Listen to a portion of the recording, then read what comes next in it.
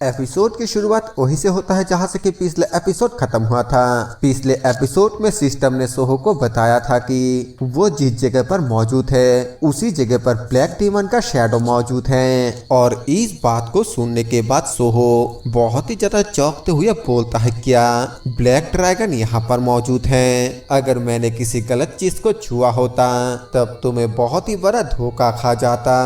तभी अचानक से उसके दिमाग में कुछ आता है और वो बोलता है, जरा 1 मिनट रुको। अगर गेट के एडमिनिस्ट्रेटर मर जाता है तो फिर गेट भी गायब हो जाता है। ऐसे में अगर मैं धरती के पोर्टल के एडमिनिस्ट्रेटर को मार देता हूँ तो फिर धरती के प्राइमराइजेशन भी रुक जाएगा। मतलब कि ब्लैक पोर्टल जो बीते हुए कल को वर्तमान में जोड़ता है वो अपेयर नहीं होगा। और शायद से इस वजह से ब्लैक पोर्टल से होने वाले इरूजन भी रुक जाएगा। तभी सिस्टम बताता है अर्थ का फास्ट रिग्रेशन फेज यानी कि पोर्टल आउटब्रेक क्रिएशन और डिस्ट्रैक्शन एनर्जी के अनबैलेंस होने के वजह से हुआ था। सेकेंड रिग्रेशन फेज तब शुरू हुआ था जब डिवाइन बीस्ट टेम्पररी तौर पर अपेयर होने लगा था। और अर्थ का थर्ड रिग्रेशन फेज इरूजन तब शुरू हुआ था जब अर्थ 6 पर बर्बरियन किंग यानी कि कुरो ने रेजिस्टेंस करने की कोशिश की यानी कि नियमों के खिलाफ जाने की कोशिश की। सोहो इस मैसेज को देखने के बाद बोलता है, क्या ये अचानक से प्रीमिलाइजेशन के बारे में एक्सप्लेन क्यों कर रहा है? तो क्या अर्थ 7 पर इरूजन इस वजह से हो रहा है क्योंकि मैंने प्रीमिलाइजेशन को रेजिस्ट किया? तो फिर अगर मैं मर जाऊं तो क्या धरती का इरूजन भी रुक जाएगा? सिस्टम बताता है उस अर्थ के गॉड को इरूजन शुरू होने से पहले डिवाइन रियलम पर चले जाना होगा। लेकिन अगर एक बार पोर्टल आउटब्रेक डिवाइन बीस्ट के डिसेंट यानी कि अवतरण और इरूजन को ट्रिगर कर दिया गया तो फिर इन हालातों में उन्हें बिल्कुल भी रोका नहीं जा सकता। इसे सुनने के बाद सोहो बोलता है, क्या बकवास है, ये तो सचमुच बेतुका है। तो क्या एक गॉड जो अपने अर्थ को बचाना चाहता है उसके पास किसी भी तरह इरूजन शुरू होने से पहले डिवाइन रियलम पर जाने के अलावा और कोई भी दूसरा रास्ता नहीं है? आखिरकार ये घटिया नियम किसने बनाया है? क्या कुरो के बीस्टमैन रेस जो कभी अर्थ 6 को डोमिनेट करता था प्रीमिलाइजेशन के दौरान पोर्टलों से गुजरने वाले इंसानों द्वारा खत्म कर दिया गया था? सिस्टम बताता है बिल्कुल। जिसे सुनने के बाद सोहो बोलता है, अच्छा तो आप मुझे समझ में आया जब कुरो ने मुझ पर अटैक किया था तब उसका फिश किलिंग इंटेंस से भरा हुआ क्यों था? मैंने सोचा था कि वो सिर्फ एक दोस्त है जिसके साथ मैंने हजारों सालों तक लड़ाई करते हुए एक रिश्ता बनाया था, लेकिन वो दर्द उसके अंदर गहराई से छुपा हुआ था। लेकिन फिर भी फैक्ट ये है कि इरूजन को रोका नहीं जा सकता। फिर सोहो कुरो के उस बात को याद करते हुए बोलता है जहाँ पर कि कुरो ने कहा था कि डिवाइन रियलम पर जाओ और जाकर मेरे मेमोरी को एब्जॉर्ब करो जिससे तुम्हें सारे चीजों के बारे में पता चल जाएगा। उसे याद करते हुए बोलता है, क्या मेरे सामने मरते हुए कुरो ने मुझे ये बताने की कोशिश नहीं कर रहा था कि इरूजन को कैसे रोका जाए और धरती को कैसे बचाया जाए? तभी सोहो के सिस्टम पर कुछ लोडिंग होने लगता है जिसके बाद लिखकर आता है कि सवाल समझ में नहीं आया। सोहो सोचते हुए बोलता है, किसी भी प्रजाति को विलुप्त होने से रोकने के लिए प्लेनेट के प्राइमोर्डियल को रोकना ये मिडिल अर्थ के सभी रेसेस का गोल था, जैसे कि ऑक्स, बीस्टमैन और इंसान। और सबसे आक्रामक और कामयाबी के सबसे करीब मिडिल अर्थ को डिवाइन रियलम से अलग कर दिया गया। तो फिर मिडिल अर्थ के ऑक्स ने हमारे अर्थ 7 पर हमला क्यों किया?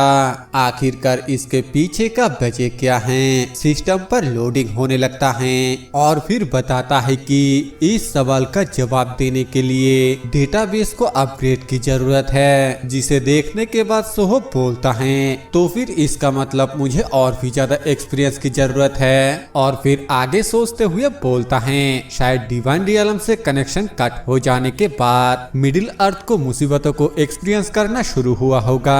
और अगर ये मुसीबत अर्थ के इरूजन से हल हो जाता है तो फिर ये समझ में आता है बेहतर होगा कि मैं मिडिल अर्थ से जुड़ा हुआ ग्रेप स्टोन का भी जांच करना शुरू कर दूं। लेकिन यहाँ पर तो बहुत सारे ग्रेप स्टोन हैं, मेरे पास ज्यादा हार्मोनी पावर नहीं बचा है। अगर मैं किसी गलत ग्रेप को छू लेता हूँ और उसमें से ब्लैक ड्रैगन जैसा कुछ निकल आए तो मैं मुसीबत में पड़ जाऊंगा। काश मैं इन ग्रेव स्टोन पर लिखे हुए शब्दों को पढ़ पाता।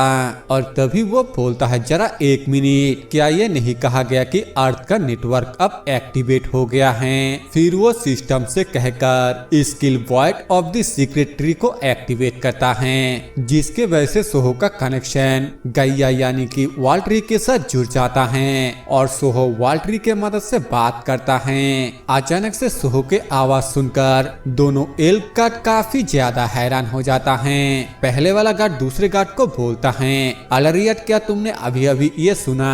दूसरा गार्ड बोलता है, हाँ, ये आवाज अभी अभी गैया से आया है। पहले वाला गार्ड बोलता है, तो तुमने भी ये सुना?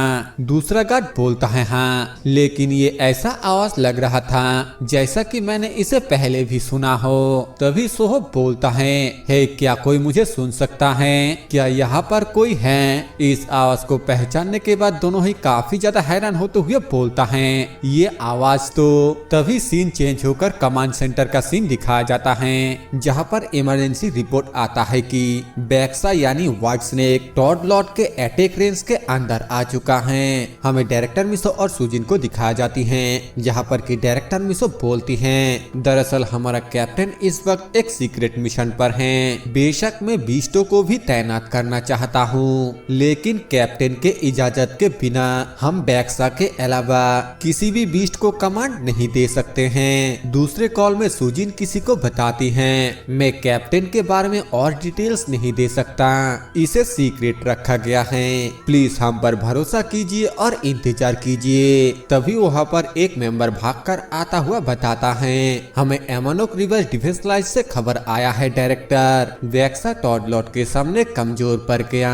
डायरेक्टर मिसो पूछती है, आखिर क्या हुआ? वो बताता है, वो एक ही थप्पड़ में बेहोश हो गया और टॉड लॉर्ड अभी भी आगे बढ़ रहा है।